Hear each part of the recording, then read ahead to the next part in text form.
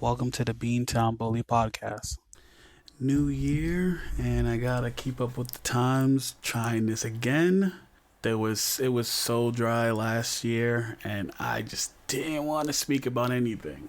But let me catch up on some of the old topics that I had on my list that I didn't get around to actually talking about. HBO Max and them getting all these movies dropping on their streaming platform. Mortal Kombat, Tom and Jerry, Godzilla vs. Kong, The Conjuring, Space Jam, Suicide Squad, Dune, King Richard, Matrix, and Wonder Woman. I love it. No one's really planning to go to the movies. And if you are, I don't know. People say it's like an experience and stuff like that, but I don't. It's cool, but if your setup at home is good enough, you don't really need to go. And I'm just going with what's actually happening right now. Everybody's comfortable where they are. Don't get me wrong. When they do open things back up, people will still go. But could you blame Warner Brothers? Because they have to think logically. Like, they don't know how long this is going to last. Tenet didn't make as much money as it should have made. And I went to see that in theaters. And there was like five. I came in with three people. Fucking everybody else around me was probably like five other people around me. Plus, movie theaters weren't making money anyway because all they do is make their money off the food. They make the majority of their money off the food item, not the little the split they have with the theaters. So they weren't making food, so it just didn't make sense. Like, do I want the theaters to go away? No, I do not. That feeling about going to see a big movie, having the option to do either or, I like that. But realistically, everybody has these streaming services now, and is it really beneficial for them to leave money on the table? Because you want to lock people in. They probably might change it that you have to be locked in for the year for you to get access to some of these movies instead of people just hopping in and out when the movie they want to come in, just to just lock people in. But it might piss people off, but logically that'll be the best way to do that. Be like, you locked in for the year. If you're locked in for the year, you get access to all these, and that makes sense. I don't think people would care that much. It might piss some people off, but those are people who weren't planning to stay anyway. So like people who only get Disney Plus for The Mandalorian, literally that's their only good show. That's the only original show they have. Don't get me wrong, their old cartoons, access to some of the old movies, like the X-Men franchise, the Marvel TV show. So it gives you access to all those things. So that's a plus. But realistically, if I don't plan on watching any of those again, they don't have any content that I actually care for. Oh, actually, I've been talking about seeing Mulan for like the longest, and I still haven't watched it. And what's the other one? Aladdin. I still haven't watched that either. But like I said, it just makes more sense to lock people in for the year and then give them access. Now, since Tenet didn't do so well, it just makes giving them another avenue to actually put these movies out and get some type of return. Pig is holding these movies and keep pushing it back. It's bleeding them dry. The longer they take to drop, the worse it is. Some of these actors have certain bonuses if they get if the movie breaks a certain number, of views, stuff like that. They're kind of upset about. But realistically, what can you do? It's just like we all have to work within how the world is as it currently. We can't act like, oh, coronavirus isn't a thing and fucking we can all just do whatever the fuck we want. There's a couple people that's angry about it. Truth be told, these movies that are on this list, they may not even need to do all that, depending on what the time it actually comes out. Because Matrix 4 comes out on December 22nd. So if that's the case, we may have be in a way better place by December, so that when it does drop, we probably won't even need that. And like I said, they just said it does. They can pull it back whenever they want. There's nothing set in stone. They can pull it back whenever they want. If everything it gets cleared up by then, we get our shit together as a society and just move that way. It just makes way more sense to just drop it when they have it and it goes where it needs to go. If you want to talk about piracy, that's most likely going to be a thing. But realistically, what's not being pirated right now? So they're going to gain the money they're going to gain and lose the money they're going to lose. It's better just to put it out. Like, how long can they really wait? If Matrix 4 is pushed back to December, should they just push back everything to December? Mortal Kombat is supposed to come out January 15th. I'm very excited about that. Now, the acts and stuff like that may feel like they're slighted, may feel like they're screwed out because of it, but realistically, if this movie does well enough, the actors that are in it, they're going to see returns no matter what. It may not be the returns they want, but they're going to receive these returns. And being in the good graces of the big name movie companies, it just, like, you may build a rapport with them. Like Gal Gadot, outside of Wonder Woman, I don't really know what her stats are. Should definitely look that up. Hold on. So, going through her record right now, she has Fast and the Furious, Fast 5, Fast 6, Fast 7, Triple Nine, Batman v Superman, Keeping Up with the Joneses, Wonder Woman, Justice League, Cleopatra. She has a couple things that's in the workings, but her career is not as... She's not that big of a name from what I'm seeing at her list of movies. Yeah, it's very, very light. At least from what I'm looking at, the things that I've seen her in, Keeping Up with the Joneses was pretty good, but that's after she built up the hype off DC. Like, most of this is after she built up the hype off DC.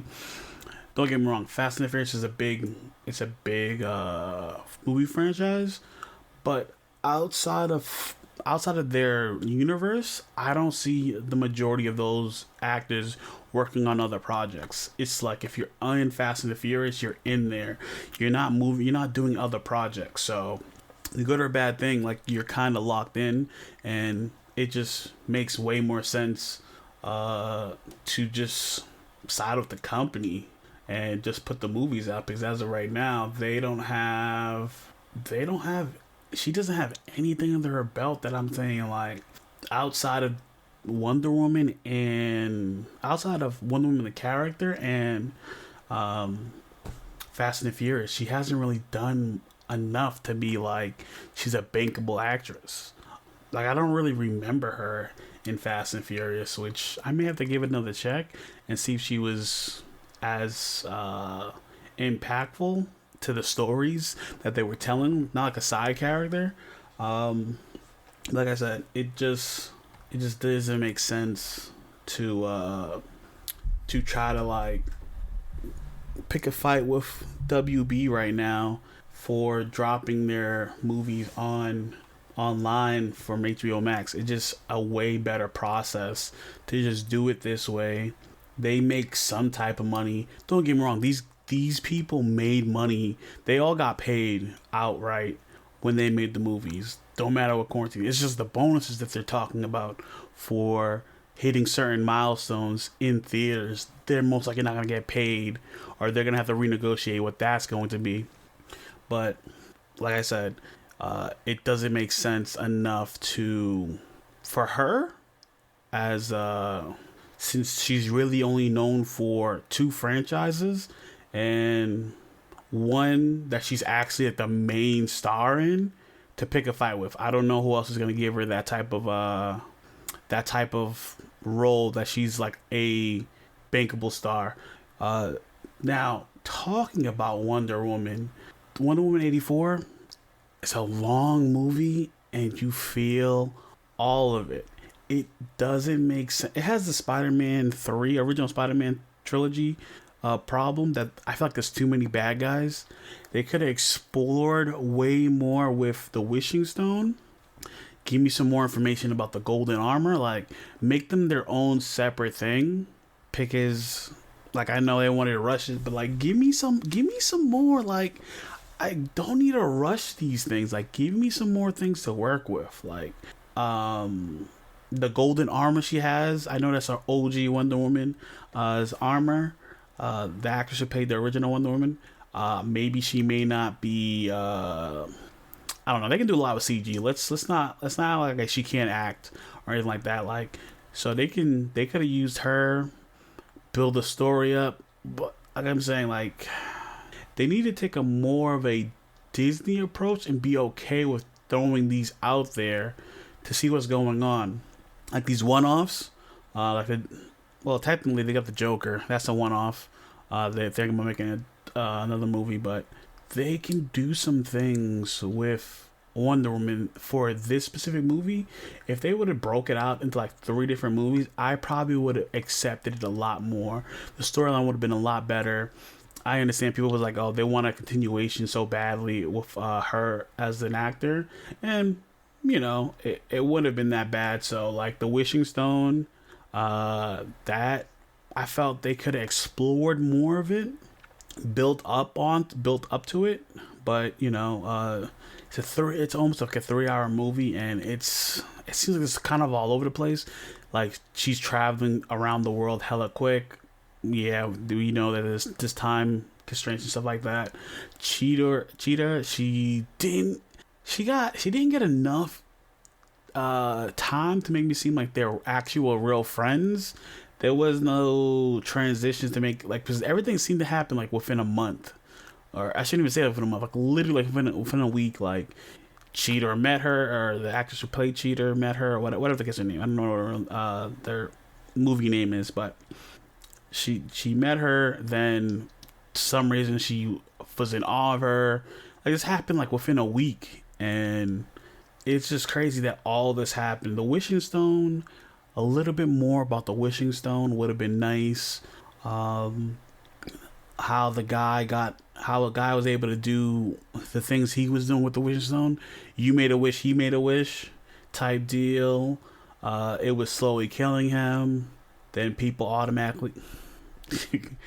Well, let me not go into too many details with that. Everybody should have watched it already, but look, it's just a lot of loopholes there that I want them to expand on a little bit. But the movie was hella long already. It's just that it didn't focus on any one thing long enough for me to accept what was going on. The Wishing Stone could have been a movie of itself. Like that's just the bad guy. The Wishing Stone arc with the guy from Mandalorian, Pascal. Can't remember his name off my head, but yeah, that could have been something that they should have just ran through, and that would have made it way more like focus on that specifically, and then did the whole Cheetah thing for a separate movie. Like I know that they have to pace it a little bit better. Truth be told, like if Cheetah and her are like best friends, or you seen the chick who plays Cheetah like working with her in the Wishing Stone movie before she actually became Cheetah, that would have been great. And in the following movie, something happens, and then she felt like she slighted, and then she becomes Cheetah in the next movie. Perfect scenario. Like the build up to Cheetah would have been a lot better, a lot more hard hitting. Like you understand, like they had that type of rapport. Like she knows she's Wonder Woman. Like all these things, like build it up a little bit, because it was just like instantly like, oh well, I'm this, I'm that. Like build it up a little more to give us that slow burn to the top, and then just give it to us instead of just making everything like it felt like a little rushed to get to where it is. Like yeah, it felt there is a pacing. I believe is a pacing wrong. Like it's a long movie, but doesn't really do enough to explain. Like you don't feel that anyone really knew each other was happening. Plus, her Wonder Woman's love interest comes back, and then for some reason she's just okay with sleeping with the guy in a whole nother body.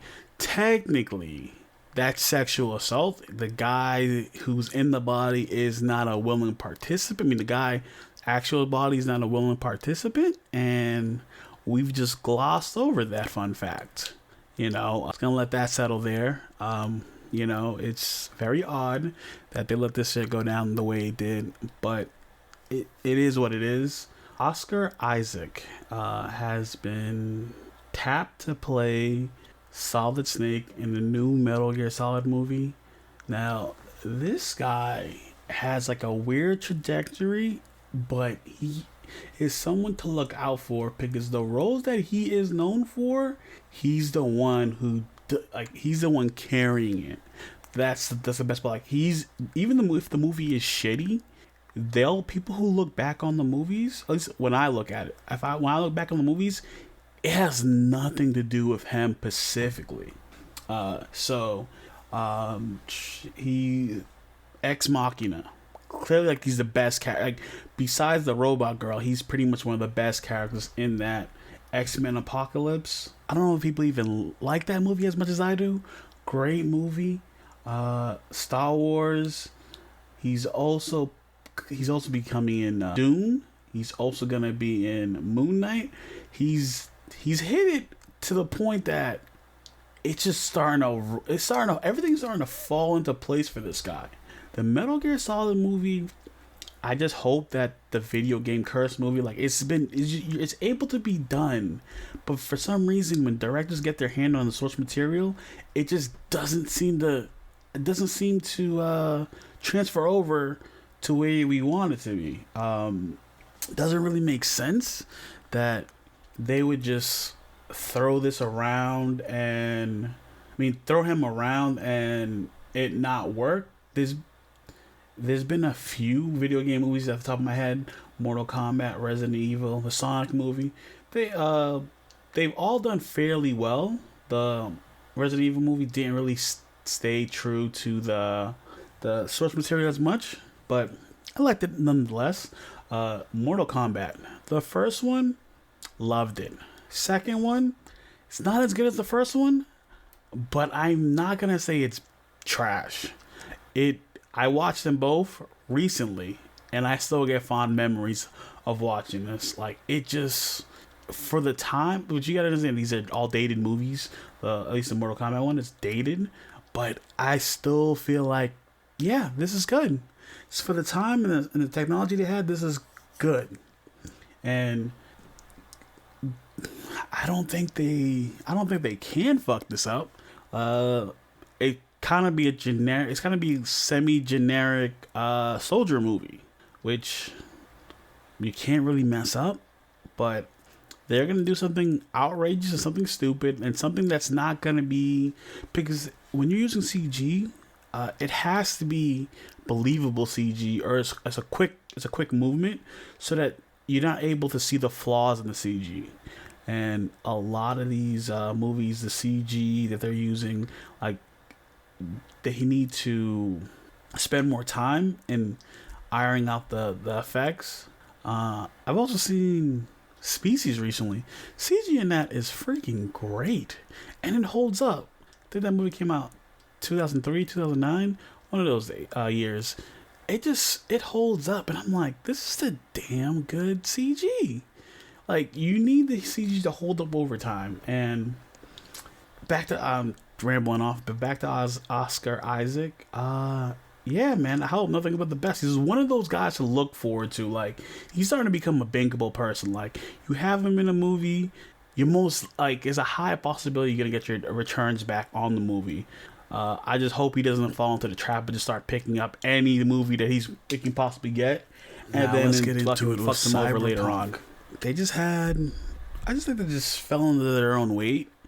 From what I'm hearing, I haven't actually played it myself, so I haven't actually seen the bugs in my actual playthrough.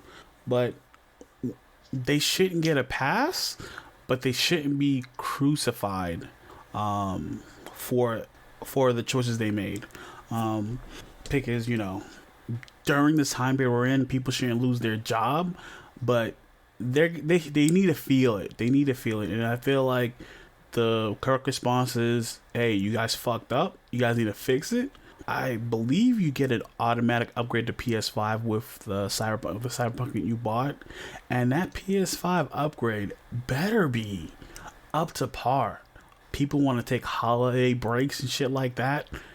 I feel like you really shouldn't be able to take a holiday break if you sell a product that's not able to work on the system that it was being promoted on, the systems that it was being promoted on. So it's literally like, it has to be that, truth be told, it has to be, they have to feel the effects.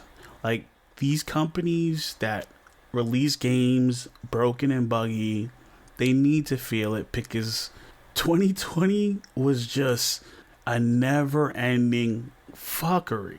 It's never ending. Like, every time something happened, it just got worse and worse and worse.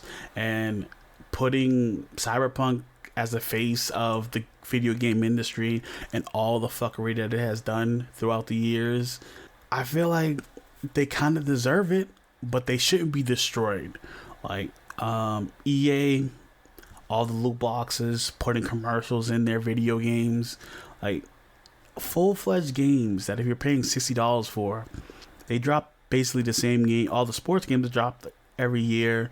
They're pretty much the same game every year, with little to no changes. But Cyberpunk itself, the company CD Projekt Red, they shouldn't get they should get all the flack, so that any other company that does this bullshit gets it. No Man's Sky got it, so they should have looked at No Man's Sky and then looked at what they were doing and known better. I think they felt that they put in enough goodwill that they were able to just do some shit like this, and they just have to be, the consumers just have to let people know, like, yo, there is a limit to the fuckery we're willing to accept, and a lot of companies forget that. But there's a lot of people who just accept whatever the company tells them. There's a lot of these corporate people who just like, whatever they give me is whatever table scraps I get is whatever I get. And that's the way they're looking at shit. But you're paying for these things. The Cyberpunk made the money back that it spent on the development and all that other stuff. They recouped the money back. So they broke even already. And they have enough back after all the returns. So everyone who bought it on PC, PC's having a way better rate. They have a way better frame rate with everything working all together, but there's still bugs in there. With just how they move that, and I just felt like they have enough. They could have pushed it back again, but that probably would have let the investors like that. They would have got upset and everything like that. But realistically, pushing it back and pushing it back again probably would have been the better option. And taking, the small angry voices saying you push it back again, because it not working and how that affected them was it wasn't a calculated risk that they should have took. But like I said, they made the money back. They made they made a certain amount of money back for all the things they did, because the PC guys were ready to buy it, and they're not giving returns on PC. So everybody who has it on console, you can get the return. You can get just point blank return. The game, there's a lot of people saying that you should buy a PC to play the game. Realistically, those people need to just go. Just stop sucking off the company. Like, I know people love their companies, but they just need to just stop it, because it doesn't even make sense. Because realistically, what they have is a game that was promoted for the PlayStation 4 and the Xbox. What's the original Xbox called? I don't even remember off the top of my head. The original Xbox, and it doesn't play right. It plays so badly on that. The AI is not there for all playthroughs. So there's a lot there that didn't make sense. And people's like, oh, well, from what I was told, Witcher 3, when it first dropped, was a buggy mess also, and they fixed it. But if they're known to do this, why did people were so surprised when they dropped it and it was such a buggy mess? It's like the same thing with Bethesda. They drop out Fallout and Skyrim. Skyrim was a buggy mess. The save file debacle, it was just so bad. I don't even think they even fixed Fallout New Vegas, but for some reason they built enough or cash goodwill for it to just be like, okay, we're gonna drop this and we're all gonna accept that this is going down. No, these video game companies need to be held to a higher standard. And the people who's fucking up for everybody else is like, who just don't give a fuck about the type of quality of the game when it drops. I shouldn't hear the day one patch fix everything. The game should not be released without everything being fixed before it drops. And I'm talking about majority things. Like if people find like the bugs in like multiplayer games, it's understandable because there are people doing things you're not expecting to do. Like people like run into a wall, like flip into a wall, like a bunch of times to fall off the map. Like people are doing all this extra shit to try to break the game in such a way in their favor. Like Siege, like there was a way for Clash's shield, Montaigne's shield to stay stuck, and that it looked like it's all the way up, but when he still be able to shoot you like he's aiming down sights. So there was ways around that, stuff like that. But I can't blame them with that because that specifically is people playing on multiplayer and are figuring out ways to break the game such a way into their favor.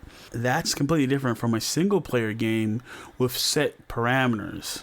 Like there's a set storyline. From what I'm hearing, your choices are they give you choices, but they're not real choices. Like Assassin's Creed Odyssey, some of the choices like, okay, someone lives or dies, but like those in between gray area choices, they don't really mean anything. Like if you chose to, one of the missions were if you chose to kill this woman and become the leader of her group, that you don't even do anything with the group. The group just stays there. Like you can't come in and do anything. You choose not to kill the leader, and then you still don't get anything, which doesn't even make sense. Like you choose not to kill her, they just become hostile to you. Like so, they're just like any other base. That's not a real choice. Like if I was able to use them in some capacity while I'm the leader, that made more sense. But like I said, I'm rambling on a whole different other games. But the choices in Cyberpunk wasn't real choices from what I am seeing. Like I said, I haven't played it, but I've watched enough videos for people to just tell me what's going on. And don't get me wrong, the story itself seems very generic.